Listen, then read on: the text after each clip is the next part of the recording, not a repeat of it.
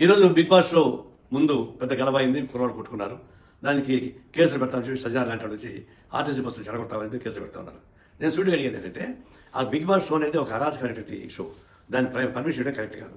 దానిలో ఏదైనా ప్రైజ్ వచ్చిందని చెప్పేసి ఆ ప్రైజ్ వస్తే వాళ్ళు కొట్లాడుకున్నారని, దాని బస్సు పగలు కొట్టారని చెప్పేసి ఈ సజ్జనార్ కేసు పెడుతున్నారు. నేను సూటిగా అడుగుతున్నా, మీరు సైబర్ కమిషనర్గా ఉన్నప్పుడు నేనే వచ్చి ఈ బిగ్ బాస్ అనేది ఒక క్రైమ్ ఇది, దాని మీద యాక్షన్ తీసుకోవడానికి పెడితే 3 రోజులు పెట్టుకొని నేను చేయలేను, మీరు కోర్టుకు పోండన్నారు.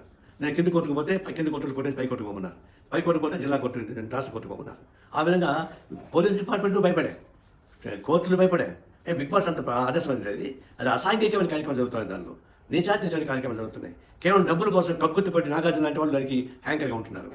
బీజేపీ ఒకవైపున మేము హిందూ ధర్మశాస్త్రం అని చెప్పేసి మరి మన భారతీయ సంస్కృతి అంటున్నారు. ఇది భారత సంస్కృతి భాగమైంది. పాశ్చాత్య దేశాల నుండి తీసుకుని మనకి పెట్టి ఇక్కడ ఒక 100 మంది తీసుకెళ్ళి ఒక ఇంట్లో పడేసి అది వ్యవసాయ తయారు చేసి